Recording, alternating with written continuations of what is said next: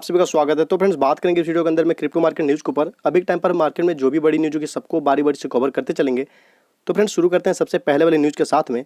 तो फ्रेंड्स यहाँ पर देखो तो बिल गेट्स ने कुछ बात जो है कही है क्रिप्टो को लेकर कि crypto has know valuable output. Crypto के पास कोई भी जो वैल्यूएबल आउटपुट होता है वो नहीं है। It's not adding to society like other investments. ये सोसाइटी के लिए कुछ उस तरह का इन्वेस्टमेंट नहीं है, उस तरह की कुछ चीज़ें ये नहीं कर रहा है जिस तरह से बाकी इन्वेस्टमेंट जो होती है वो करती हैं, इनका ये मानना है। तो फ्रेंड्स आते हैं थोड़ा सा नीचे और बात करेंगे यहाँ पे डिटेल्स में। तो यहाँ पर देखो जो कि माइक्रोसॉफ्ट के को फाउंडर हैं बिल गेट्स, जो कि एक समय में दुनिया के सबसे अमीर आदमी भी रह चुके हैं, इन्होंने एक्सप्लेन किया why he does not on any bitcoin और अदर क्रिप्टो करेंसीज, कि ये खुद अभी तक कोई भी बिटकॉइन में या क्रिप्टो करेंसी में इन्वेस्टमेंट क्यों नहीं किए हैं, या इनके पास इनके पोर्टफोलियो में कोई भी बिटकॉइन या क्रिप्टो करेंसी क्यों नहीं है। यहाँ पर इन्होंने बोला I like investing in things, कि मैं चीज़ों में इन्वेस्ट करना पसंद करता हूँ, डैट हैव वैल्यूएबल आउटपुट, जिसके पास कुछ वैल्यूएबल आउटपुट हो, जो कि आउटपुट प्रोवाइड करता हो।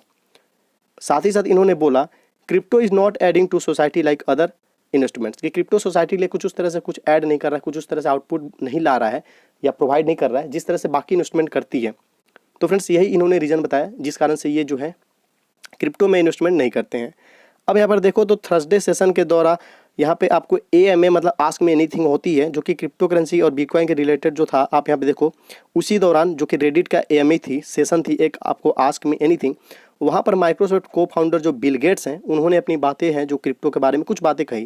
जैसे उनसे कुछ क्वेश्चन जो है पूछा गया कि what do you think about bitcoin and crypto currency, कि आप क्रिप्टो करेंसी और बिटकॉइन के बारे में क्या सोचते हैं। तो जस्ट जो अभी मैंने जस्ट बताया आपको मैं एक बार हाईलाइट करता हूँ, आप देख लो, ये चीज़ें इन्होंने रिप्लाई किया। उसके बाद से फ्रेंड्स यहाँ पर देखो तो इन्होंने बोला कि the value of companies is based on how they make great products, कि जो कंपनी की वैल्यूज होती है वो किस पर डिपेंड करती है कि वो कितने अच्छे या कितने अच्छे क्वालिटी के जो प्रोडक्ट्स हैं वो बनाते हैं या प्रोवाइड करते हैं। बट जो वैल्यू ऑफ क्रिप्टो यहाँ पर है is just what some other person decides, कि यहाँ पर क्रिप्टो की वैल्यू है जो कि लोग ही डिसाइड करते हैं, जो दूसरे लोग हैं वो डिसाइड करते हैं। Someone else will pay for it, और कोई दूसरा उसके लिए पे करेगा।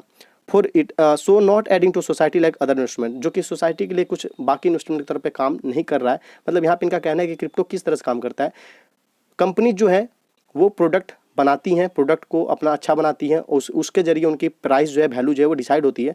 क्रिप्टो का जो प्राइस है वो अदर लोगों के द्वारा डिसाइड होता है, और जबकि दूसरे लोग उसके लिए पे करते हैं, भुगतान करते हैं, जो कि सोसाइटी के लिए बाकी इन्वेस्टमेंट के तौर पे काम नहीं करता। इस तरह से इन्होंने और भी बहुत सारी जो बातें वो कही हैं।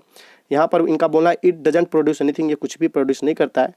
साथ ही साथ यहाँ पे बफेट की कुछ बात यहाँ पे बताई जा रही है, जो कि $25 के लिए यहाँ पे कुछ बोले थे कि अगर मुझे सारा बिटकॉइन वर्ल्ड के अंदर में जितना बिटकॉइन अगर सब कुछ मुझे $25 में मिले फिर भी वो BTC को नहीं बाई करेंगे। इस तरह से उन्होंने एक बार में बात कही थी। तो यही सब चीज़ें फ्रेंड्स यहाँ पे लिखा हुआ है, जो कि मैंने लगभग आपको सब कुछ बता दिया है। तो चलो बढ़ते हैं अब अगले न्यूज़ के लिए। तो फ्रेंड्स बात करें इस वाली न्यूज़ के ऊपर, तो आप यहाँ पर देखो रिपोर्ट से कि जो ब्रिक्स देशों का डॉलर के वैश्विक आधिपत्य का मुकाबला करने पर विचार करने के लिए कहा गया।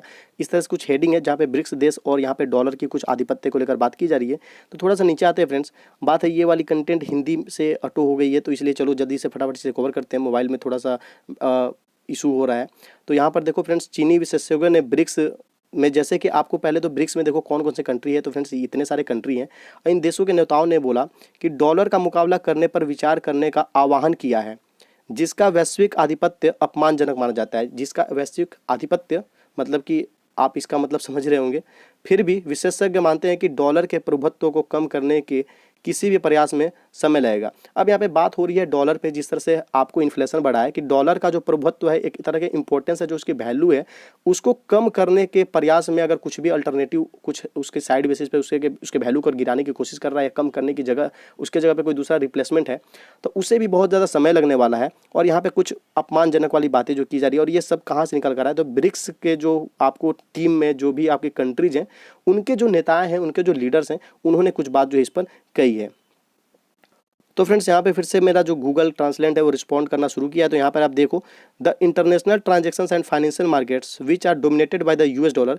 अब यहाँ पे बोली जा रही है कि जो इंटरनेशनल ट्रांजेक्शन्स है और फाइनेंशियल मार्केट्स है, जो कि किसके द्वारा डोमिनेट की जाती है, किसका प्रभुत्व है उस पर पड़ा हुआ है, तो US डॉलर है, have shown growing internal contradiction. जो खुद अब अपने अंदर में एक जो है आंतरिक कॉन्ट्राडिक्शन पैदा करता है। जिस तरह से वाशिंगटन की जो पॉलिसी है अपने डोमेस्टिक नीड्स को वो ट्रीट करना शुरू किया है, और सबसे बड़ा बात वही है इन्फ्लेशन, और जिस तरह से सर्विस गुड्स की प्राइस जो है बढ़ते जा रही है, तो इसी सब के कारण से ये सब जो दिखते आ रही है। As the first goal institute of international leads, जो वही चीज़ है कि जो इंटरनेशनल लीड्स के लिए जिसकी जगह है, जो जिस तरह से ये इंपॉर्टेंस अपना वैल्यू बना कर रखा हुआ है, क्या उसको आगे भी कंटिन्यू कर पाएगा? तो यहाँ पर यही है कि अभी तक तो सब कुछ सही है, और अगर कुछ दिक्कत होती है, कोई दूसरा इसका स्थान लेता भी है, तो ये 1-2 दिन में नहीं होने वाला, इसमें बहुत ज़्यादा समय लग जाएगा। जो इसने पहले से यूएस डॉलर का एक पूरा मार्केट में, इंटरनेशनल मार्केट में एक इंपॉर्टेंस अपना वैल्यू बना कर रखा हुआ है, इसको इतना जल्दी गिराया नहीं जा सकता है। जबकि इस पर ट्रस्ट इशू बनना शुरू हो गया है, क्योंकि बहुत सारी जो पॉलिसीज है, बहुत सारी जो इन्फ्लेशन की दिक्कतें हैं जो कि सामने आ रही हैं।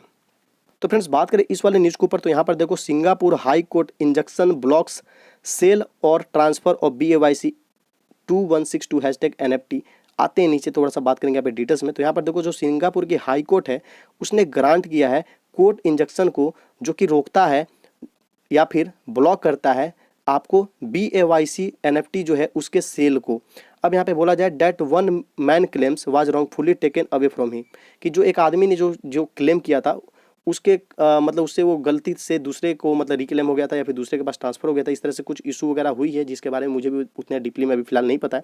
जो न्यूज़ है मैं बस वो बता रहा हूँ। तो उस कारण से यहाँ पर कोर्ट ने इस तरह का जो डिसीजन है वो लिया है।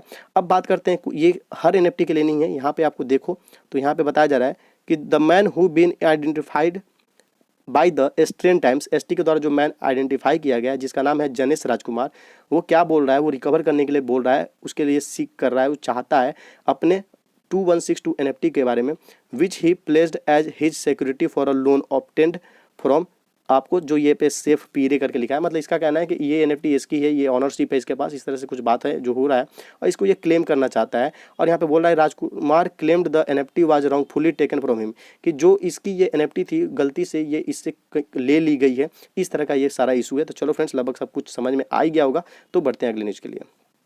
तो फ्रेंड्स बात करें इस वाले न्यूज़ के ऊपर, तो यहाँ पर देखो सोनी ने अनाउंस किया है metaverse push in latest annual corporate strategy meeting.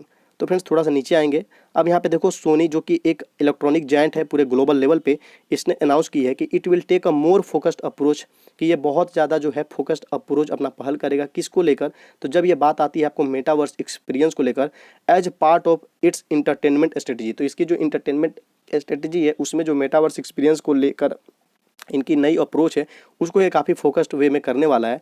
The company that owns the PlayStation brand revealed, ये कंपनी जो कि खुद एक प्ले स्टेशन ब्रांड है और ये ऑन करती है, इसने रिवील किया कि इनकी जो प्रीवियर इन्वेस्टमेंट है एपिक में, makers of the Fortnite game. और ये एपिक क्या है? तो फ्रेंड्स ये आपको मेकर्स हैं, आपको फोर्टनाइट गेम एंड आपको Bungie another gaming studio are part of this new post. इनके नए पहल की जो है ये सारी पार्ट है। इस तरह से कुछ बातें निकल कर रही है कि ये मेटावर्स को सीरियसली ले रहे हैं। आप यहाँ पे देखो तो Sony to take metaverse seriously, metaverse को सीरियसली लेके ये अपने कामकाज को शुरू करने वाले हैं। नई तरह के मतलब मेटावर्स में एंट्री करके अपना जो कुछ है पहल वगैरह करेंगे। आप यहाँ पे देखो कि जो metaverse at the same time a social space and live network space where games music movies and anime intersect. अब यहाँ पे है कि मेटावर्स एक इस तरह का अभी के समय में एक समय मतलब ये एक रोल प्ले करता है जहाँ पे अलग अलग तरह की जो कंपनी है अलग अलग तरह से अपना इंटरेक्शन कर रही है गेम के साथ, म्यूजिक के साथ, मूवी के साथ, एनाइम के साथ। इस तरह से बात जो है यहाँ पे निकल के आ रही है। तो चलो फ्रेंड्स लगभग यहाँ पर भी जो चीज़ें थी वो कवर हो गई है। आई होप आपको ये वीडियो जरूर अच्छा लगा होगा। अभी के टाइम पर मार्केट में जो भी न्यूज़ थी मैंने कवर किया है, और थोड़ा मुझे एक जगह भी कुछ काम से निकलना है, जिस कारण से ये वीडियो मैं थोड़ा बाकी वीडियो के कंपेरिजन थोड़ा जल्दी कवर कर रहा हूँ। सो आप समझ सकते हो, तो इसके लिए सॉरी। और वीडियो पसंद है तो प्लीज़ लाइक करो, चैनल पर नहीं तो सब्सक्राइब करो। मिलते हैं अपने नेक्स्ट वीडियो में।